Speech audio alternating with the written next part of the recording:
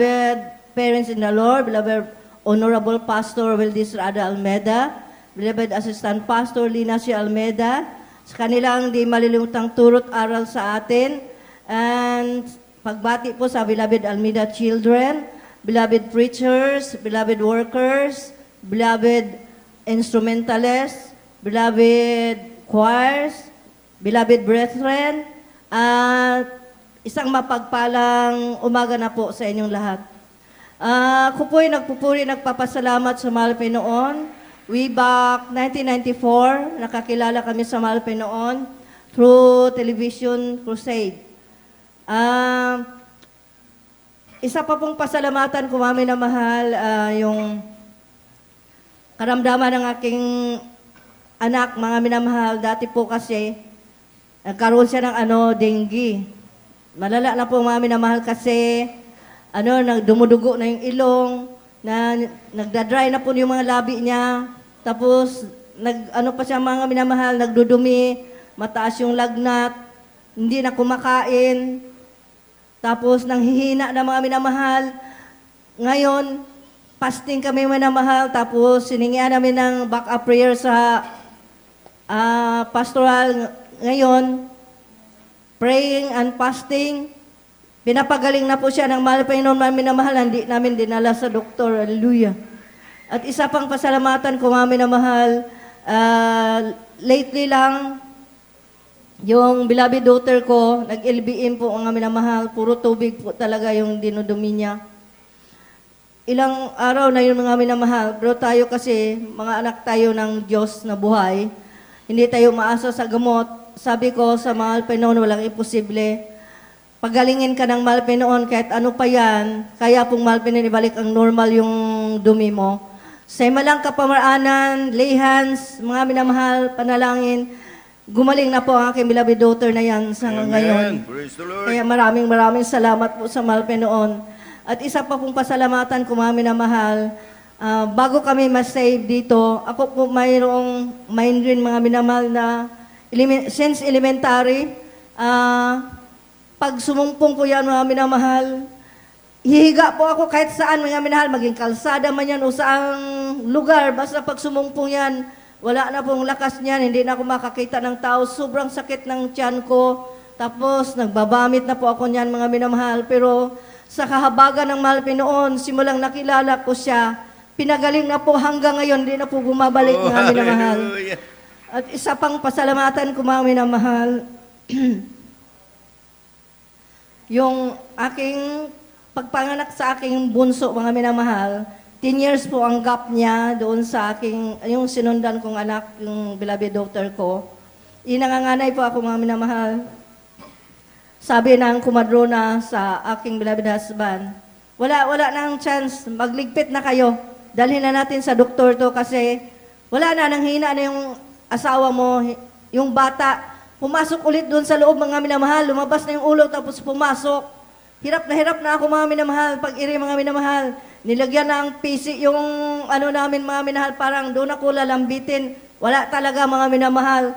Tapos sabi ng aking beloved husband, teka lang po ako po'y luluhod manalangin. Ay, wag nang luhod-luhod na yan, di na yan iipikto.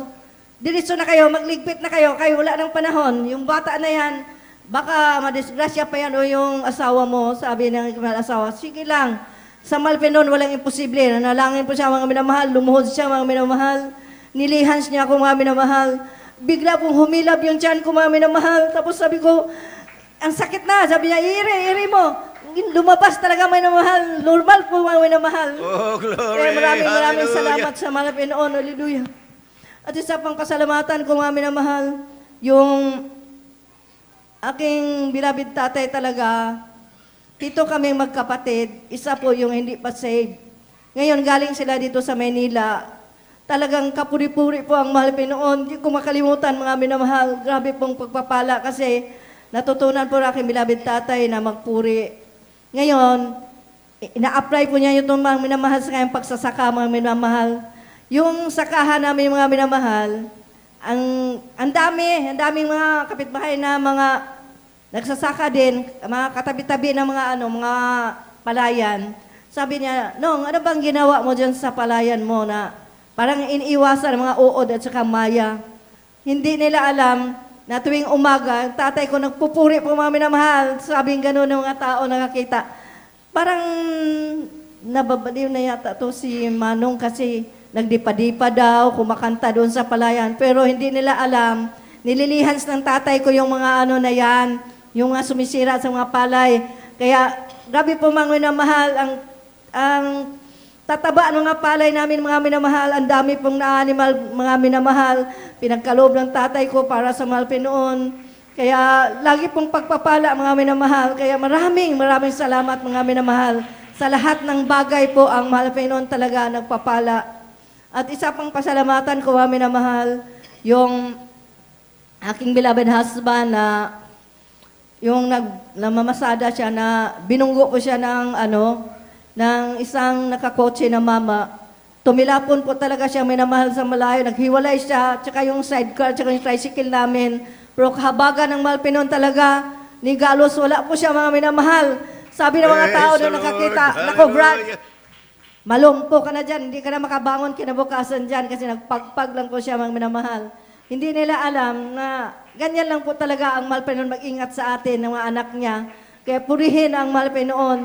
Tapos, isa pang pasalamatan ko, ang dakilang gawa ng Malpe noon sa buhay ko nung tayo kasing mga Kristiyano, talagang nakamonitor tayo ng Malpe noon bilang anak niya, mga minamahal.